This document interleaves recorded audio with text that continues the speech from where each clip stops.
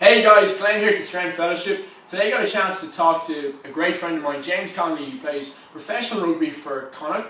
He talked about a lot of great things today, gave us a really great insight into the life of professional athletes, a lot of stuff that isn't on, the Facebook feeds, the Instagram, really honest insight. So I hope you enjoy and check it out.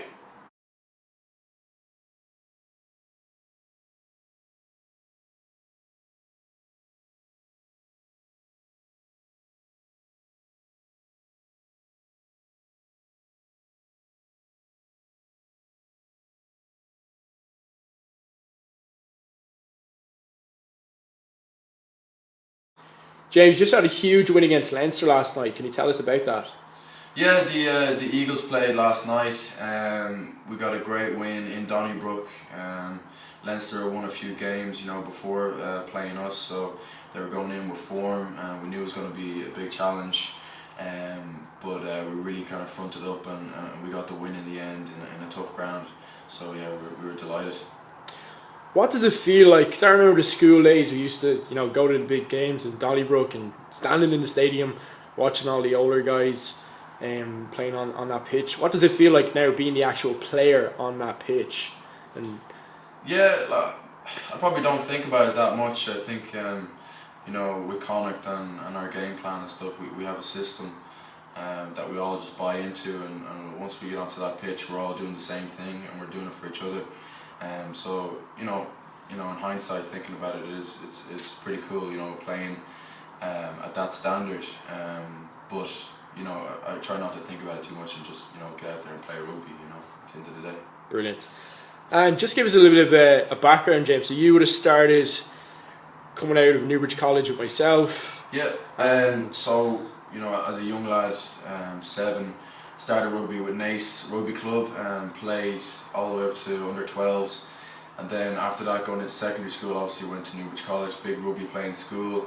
Met a lot of friends, yourself, and just played rugby, played junior cup, senior cup, had some great experiences from Newbridge College with rugby, coaches wise and stuff like that. Learned a lot.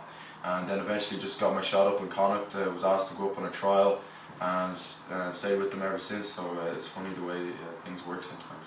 Yeah, everything comes full circle. Yeah. Now back then we didn't have access as dial-up connection, kind of coming out of those days of the internet that young guys have now. There's so much kind of misinformation out there. It's it's a good thing, it's a bad thing. It's almost that double-edged sword. But just kind of take us through, how did training in 6th year kind of set you for the academy? Did you feel like you done the right things? Were you doing the wrong things? Were you doing a lot of kind of curling and benching? Or I suppose there wasn't a lot of kind of education into what we had to be eating, what sort of training we had to be doing. I think we were going to the gym, but we weren't really sure what we were actually doing in the gym, or we didn't really have goals in the gym, but we knew it would make us a little bit better at rugby. So that was probably the big thing going into the academy, seeing the step up in how specific all the training was and what it was actually for. So that was probably the big difference there. Brilliant. Can you give us an insight into an average day for yourself?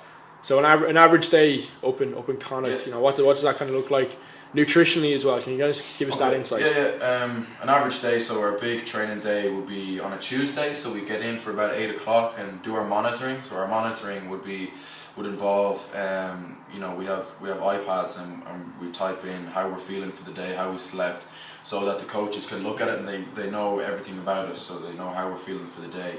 And then we go on and we go do a team review of the game the weekend before. So we go out on the training pitch later, knowing what we have to work on and know what we have to get better at, that we can improve from the week before.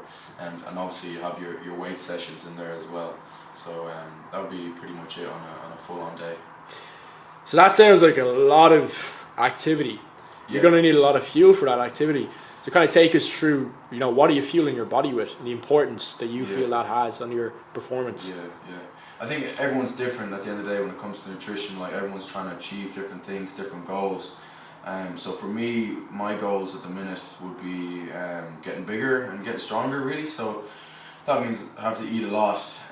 So I'll be looking at eating about 5 to 6 meals a day. So eating quite a lot and quite frequently. Just good wholesome foods, where you have your carbohydrates, your proteins and your fats. And that's pretty much it. Just good diet, good wholesome diet. I know we kind of talked about before about the importance of kind of, the 24 hours before a big game or before even a training session, kind of loading up on carbs. Can you kind of talk us about how that kind of works for yourself? Yeah, I suppose, going into the academy, that was kind of like an eye-opener that we were told actually how much you have to actually eat 24 hours prior to a game. It was a bit of a shock at the time, when the nutritionists are telling you how much carbohydrates you have to eat, because back in school in Newbridge College I was eating nowhere near that amount, so our nutritionist at the moment tells us that we need about, so we start carb loading 24 hours prior to the game, so we need about 800 grams of carbs within that 24-hour period before the game, so that's quite a lot. So you're really stuffing yourself prior to the game, which is tough sometimes, but things that could help with that, like high carb foods, like a liter of orange juice.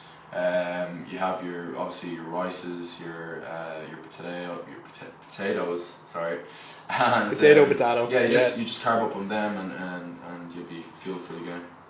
And supplements is kind of a controversial topic as always. Once again, there's so much misinformation out there. Do you take any supplements? Yeah, I take supplements. So we are sponsored by Connolly, so they give us all the supplements we need. So what I would take, because I'm trying to gain weight obviously and get stronger, would be oat gain.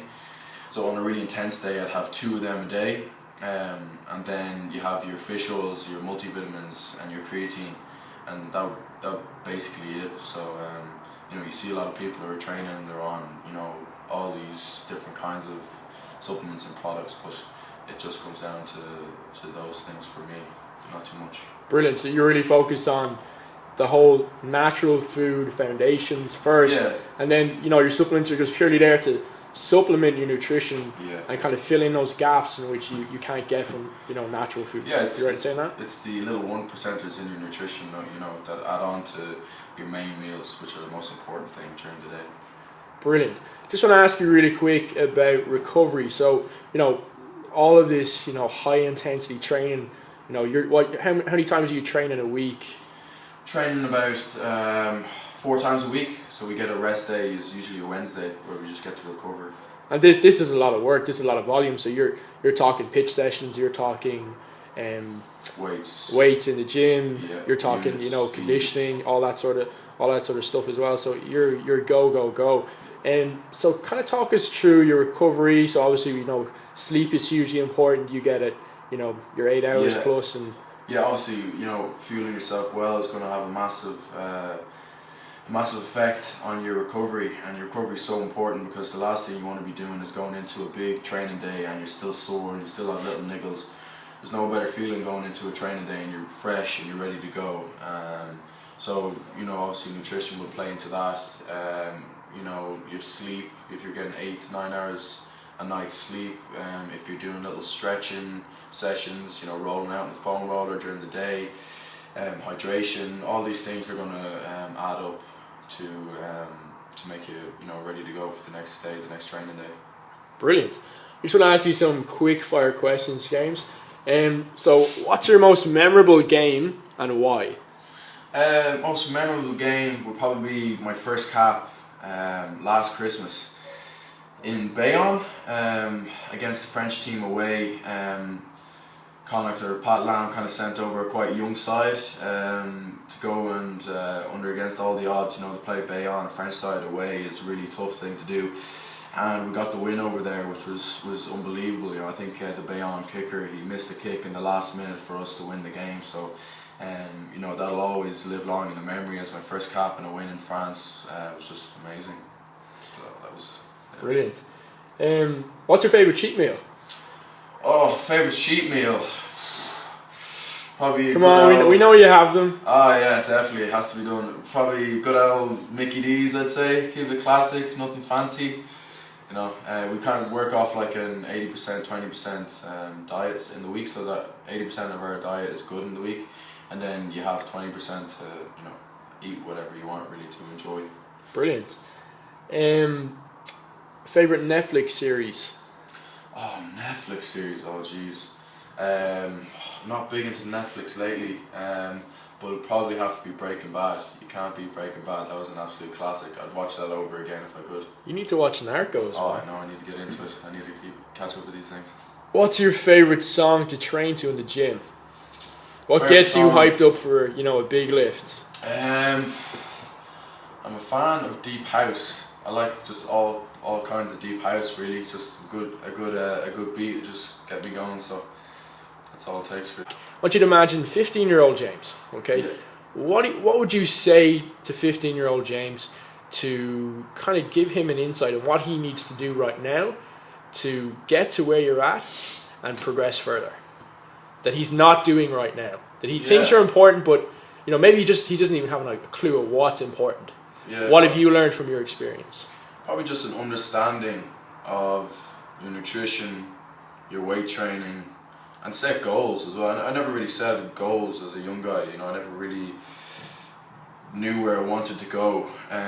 So probably just set goals and just do the 1%ers that are going to make the difference, you know, that people don't see, you know, that goes on behind the scenes. It's going to make a difference to you on the pitch. So, you know, getting organised, having everything ready, having your nutrition prepped, stretching, mobility. All these little things are going to add up and make you a better player at the end of the day. So that's probably what I'd like to know when I was 15.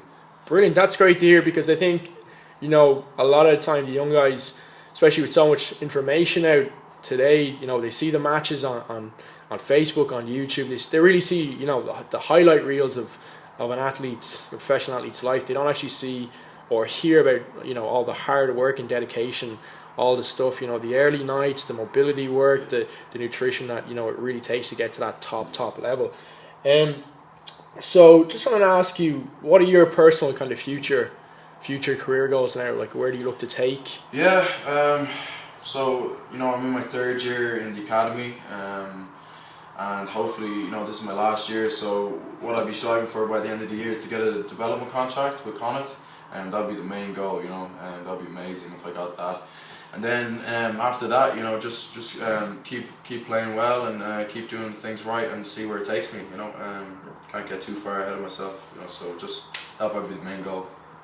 Brilliant, James. Well, just want to thank you for today, man. That was an amazing insight into the life of a professional athlete. Very honest. I think we can all take away a lot of key points from this and learn from this. And just want to wish you the best of luck with the rest of the season. Cheers, Glenn. Thanks, man.